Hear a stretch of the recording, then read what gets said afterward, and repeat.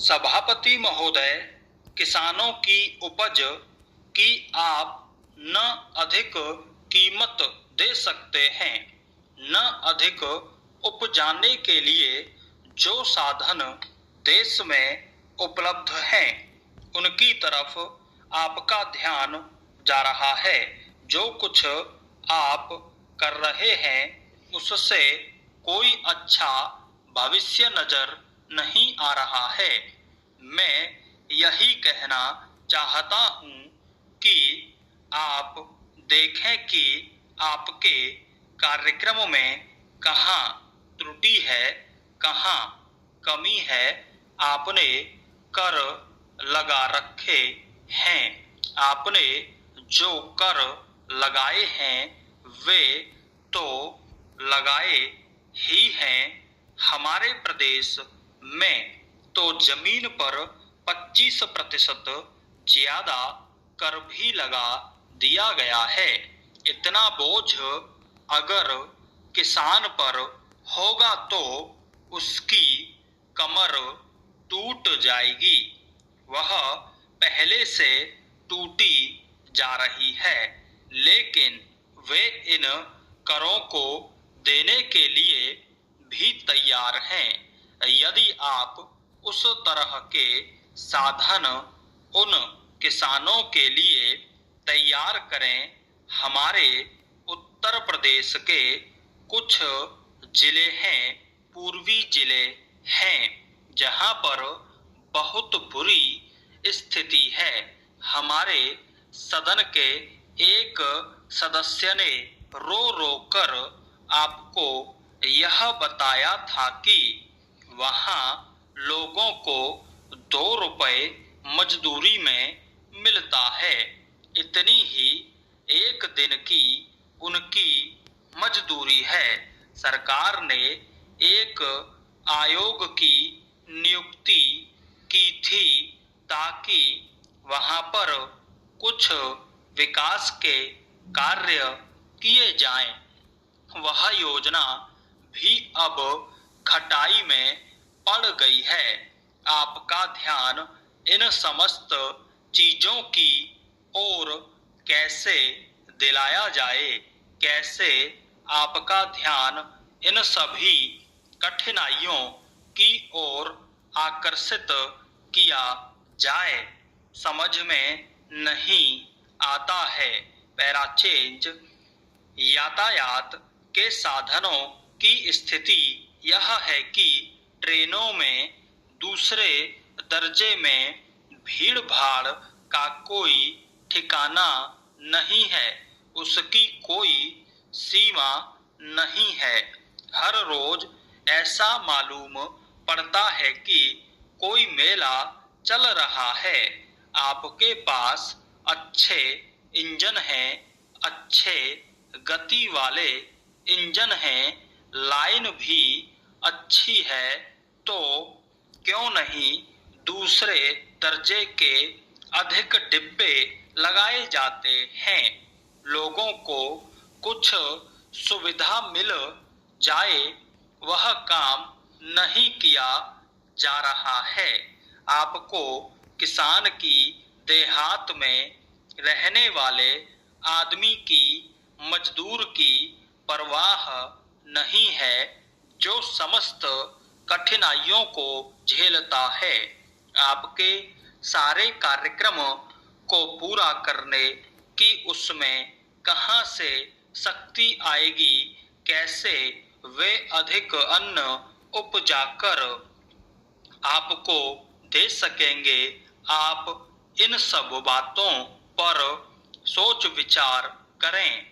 आपने बड़े बड़े फार्म बना दिए हैं, क्या उन्हें आपके फार्म से कोई लाभ मिल रहा है। Para change.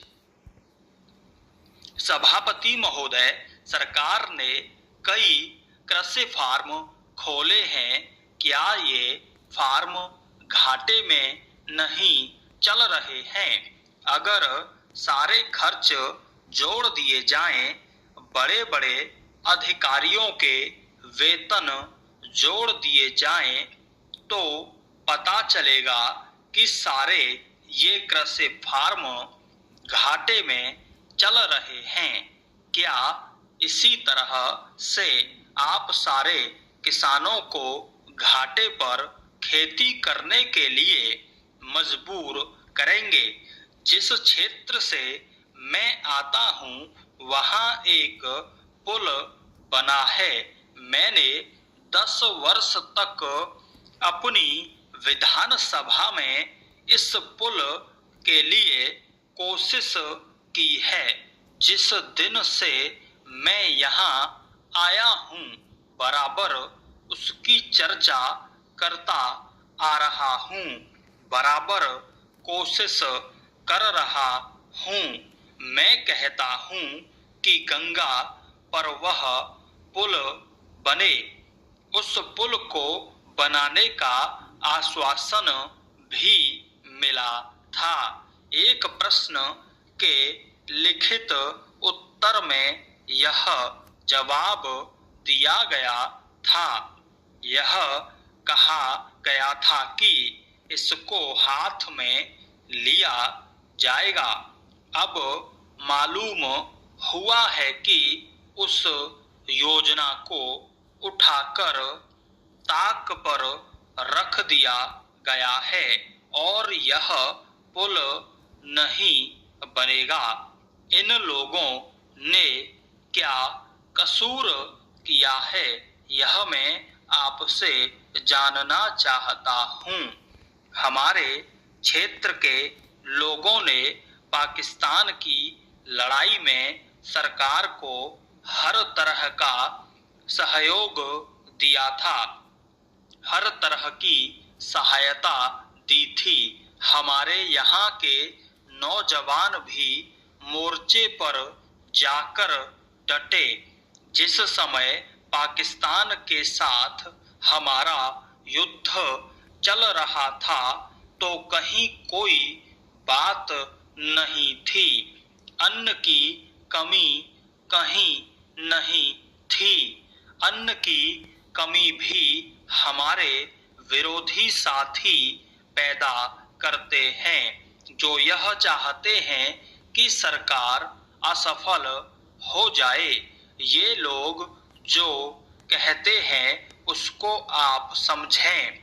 एक तरफ तो हमारे मित्र की बात है जो देश के बड़े बड़े शहरों में दंगे करवाते हैं, दूसरी तरफ हम हैं जो इनकी बातों को नहीं समझ पाते। इनको सभी वे लोग मिल जाते हैं जो बेकार होते हैं या जो दंगे करवाने के लिए उत्सुक हैं। इसलिए सरकार का इन सारी चीजों की तरफ ध्यान जाना चाहिए और उसको सोचना चाहिए कि क्या तरीका इन सब से बचने का हो सकता है। एक ही तरीका हो सकता है कि इस देश में हर आदमी को काम मिले, देहात में लोगों को करने के लिए काम मिले और खादी कमीशन की जो योजना है और जो कि एक अच्छी योजना है वह ठीक तरह से चले। सौभाग्य से मैं आर्य समाज संगठन से संबंध रखता हूँ।